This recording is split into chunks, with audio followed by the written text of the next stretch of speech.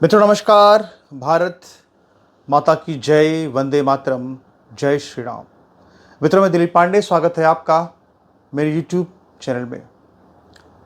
मित्रों आज मैं बहुत सवेरे सवेरे एकदम गुड मॉर्निंग में आपके सामने आया हूँ और कल रात को मैंने इस पर एक आर्टिकल भी लिखा है जो मैं अभी कुछ देर बाद अपने फेसबुक पेज पर अपलोड भी कर दूंगा।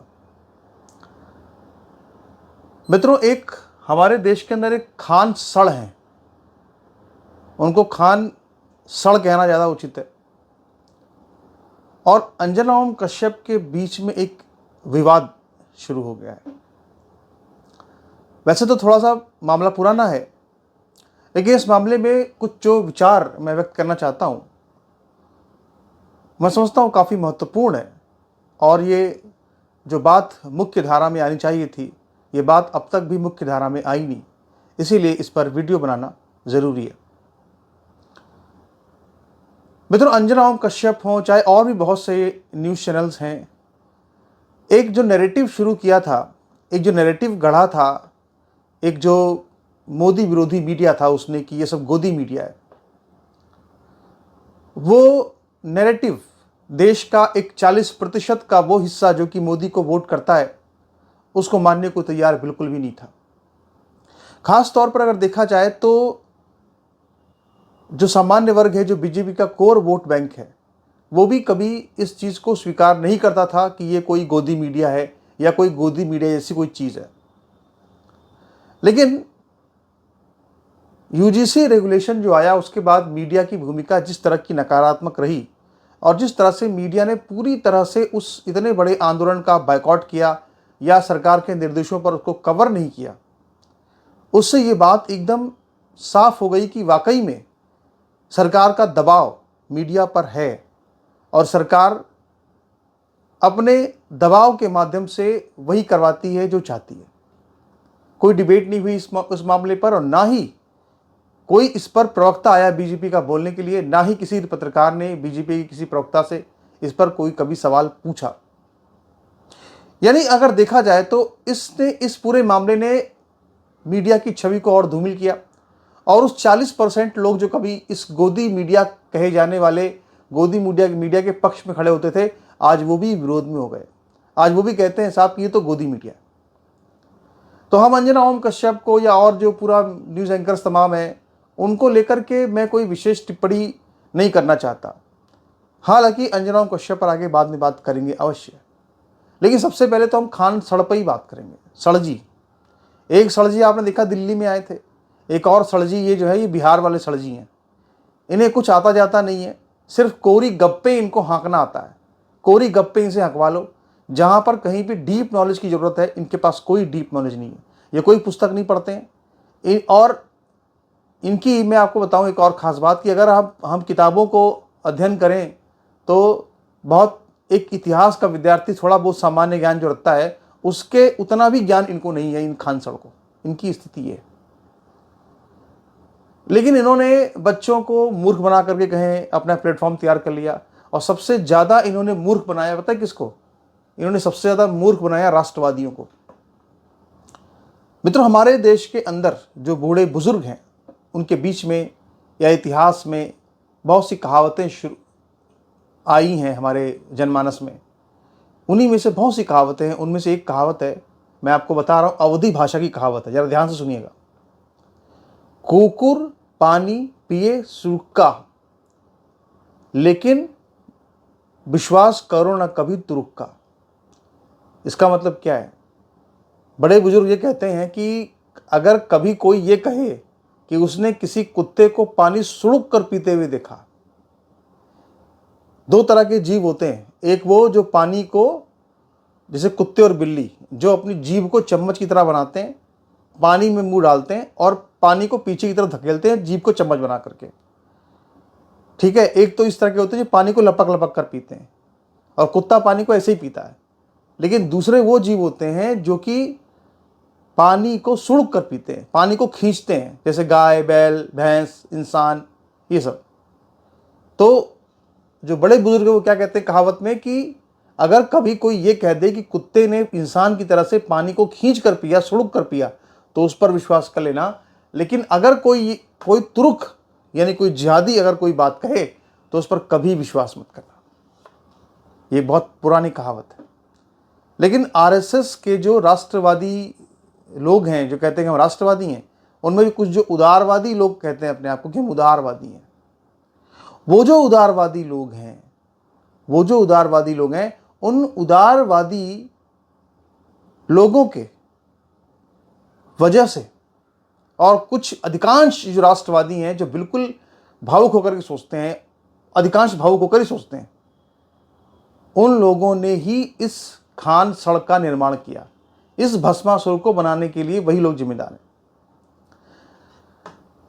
जब गलवान घाटी का हमला हुआ और इसके पहले जब डोकलाम में भी चीन ने हरकत की थी, उस वक्त सबसे पहले ये आदमी पॉपुलर हुआ था, खान सड़क। ये एजुकेशन वाली बड़ी बड़ी स्क्रीन पर जो है लोगों को ये बता रहा था कि ईगो पे चाइना की सेना है, ओगो पे इंडिया की सेना है। एहनवा से आवा, ओनवा से आवा, ठीक है। ई मतलब बिल्कुल भदेश भाषा जो होती है, ईगो उगो, इस तरह से करके इसने पब्लिक को मूर्ख बनाया। वही जो खास लालू का अंदाज है, इसमें लालू बात करता है कि तेल पिला देंगे, लाठी मार देंगे, ये कर देंगे, वो कर देंगे, वो सब जो उनका पुराना तरीका है। तो ऐसे लोग जो अक्सर फ्रॉडगिरी करते हैं, उन्हीं में से ये भी एक फ्रॉडगिरी वाला व्यक्ति था। अब लोगों को ये लगा, राष्ट्रवादियों को कि अरे साहब ये तो मुसलमान होकर के राष्ट्रवाद भक्ति की बात कर रहा है, अब इसके चरण धो धो के पियो। उन्होंने वही काम शुरू कर दिया जो गलती थी। मैंने कहा बाद में समझ में आएगा। मैंने उस वक्त भी लोगों को चेताया, सावधान किया कि कृपया इससे दूर हो जाइए। ये व्यक्ति, बहुत लोगों ने कहा कि ये हिंदू है, ये खान सड़क को ऐसे ही बोलते हैं, हिंदू है, ये मुसलमान नहीं है। उस वक्त भी मैंने पूरे प्रमाणों के साथ बताया कि भैया आप सावधान हो जाओ, ये व्यक्ति आगे जाकर भस्मासुर बनेगा। धीरे धीरे उसने पूरी अपनी असली रूप दिखाया, और वो इतने बारीकी से लोगों का, बच्चों का ब्रेन वॉश करता है कि आप सोच नहीं सकते, समझ नहीं सकते। इसके प्रभाव में, इस खान सड़क के प्रभाव में जो कोई भी आएगा, अगर वो हिंदू लड़की होगी तो आसानी से कभी शिकार हो जाएगी किसी जिहादी का, और वो सनातन द्रोही ही होगी। और अगर उसके बच्चे भी होंगे, गर्भ से पैदा होंगे, तो वो भी सनातन द्रोही ही बनेंगे। इस तरह के ये थॉट्स डाल रहा है इन बच्चों के अंदर में। और अगर यहाँ पे मेल स्टूडेंट जो होंगे इसके, तो वो शाहजहां शेख को जो है, जैसे तो वो रात को जो है शाहजहां शेख को अपनी घर की औरतें देकर आएंगे और सुबह जो है जाकर के ले आएंगे। इस तरह का व्यक्तित्व का निर्माण जो है ये खान सड़क जो है अपने बच्चों का कर रहा है। मतलब हमारे देश के अंदर देखा जाए तो जिन्ना, पाकिस्तान के बंटवारे के बाद भी जिन्ना की माइंडसेट वाले कितने लोग जो है वो घूम घूम करके एजुकेशन क्लास, मास्टर क्लास दे रहे हैं, और किसी को होश नहीं है, कोई इसको चीज़ को समझने को तैयार नहीं है। हमारी बेहोशी का जो आलम है वो ये है। मैं आपको बताऊं, हमने बार बार इसके बारे में चिताया, कोई समझा नहीं, लोग माने नहीं। आज लोगों को चल रहा पता, भाई ये तो भस्मासुर है, और इसको बनाने का काम जो है वो राष्ट्रवादियों ने किया है। तो अभी भी लोगों की आंखें जाकर खुली हैं, तो थोड़ा बहुत लोग समझ पाए हैं। ये तो एक अलग खैर विवाद हुआ। हम कभी भी अगर अंजना कश्यप और खान सड़क के बीच में विवाद होगा तो हम तो अंजना की साइड लेंगे। अब आते हैं अंजना कश्यप पर। देखिए, अंजना कश्यप को तनख्वाह कौन देता है? अंजना कश्यप को तनख्वाह कौन देता है? कलीपुरी देती है, जो आज तक की मालकिन है। अरुणपुरी देते हैं, जो आज तक के मालिक हैं। अंजना कश्यप को तनख्वाह मोदी नहीं देते हैं। अगर मोदी अंजना कश्यप से कहें कुछ करने के लिए, तो अंजना कश्यप तब तक नहीं कर सकती जब तक कि कलीपुरी और अरुणपुरी उनको इजाज़त ना दें। इसीलिए ये सब फालतू की बातें हैं कि फलाना पैसा मिल गया, फलाना गोदी मीडिया, ये सब कुछ नहीं होता। वो लोग जो आज अक्सर जो मीडिया में है, वो सब अब नौकरी कर रहे हैं, नौकरी मालिक की करते हैं, मालिक उनसे जो कहता है वो करते हैं, वो मजबूर हैं। अगर आज उनको मालिक ये बोल दे, बड़े बड़े स्टार जो आज राष्ट्रवादी बने घूमते हैं, अगर उनके चैनल का मालिक आज उनको बोल दे कि आज से आप मुस्लिम परस्त हैं, तो वो आज से सारे के सारे मुस्लिम परस्ती शुरू कर देंगे। और आप जो है इस बात पर आप फिर आप कहेंगे कि हमने तो कई बड़े बड़े भस्मासुर पैदा कर दिए। यही सब भस्मासुर बन जाएंगे बाद में, सरकार बदल गई अगर तो। इसीलिए ये सब अपने मालिक के नौकर हैं, ज़्यादा ध्यान देने की जरूरत नहीं है। और मोदी भी इनको ऐसे ही ट्रीट करते हैं। मोदी भी तभी इनको बुलाते हैं जब इंटरव्यू देना होता है या इंटरव्यू लेना की बात होती है। वरना वो ऐसे कभी इतने एंकरों को, इतने सारे एंकर्स हैं, अधिकांश ऐसे ही हैं, किसी को कोई मुंह नहीं लगाने को तैयार। और अमित शाह जो है ना, वो तो और इनको बुरी तरीके से ट्रीट करते हैं। और वो साफ साफ लगता है कि सब बिल्कुल सरकार के मोहरे की तरह से काम कर रहे हैं। और यूं कहें तो सरकार इनको अपना मोहरा बनाना भी काम उसी तरह से कर रहे हैं, जैसे सरकार की बहुत करीबी, सरकार इनको मोहरा बना रही, सरकार की बहुत एसेट है, लेकिन सरकार इनको अपना एसेट भी नहीं मानती है। ये सच्चाई, कड़वी सच्चाई है।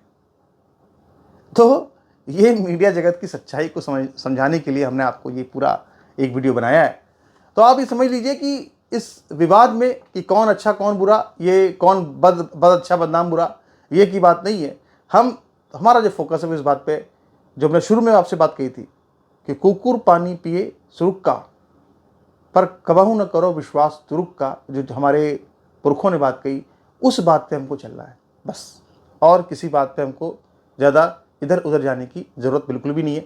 आपके इस पर अपने क्या विचार है, अपने विचार रखिएगा। आपसे और आगे बात करेंगे।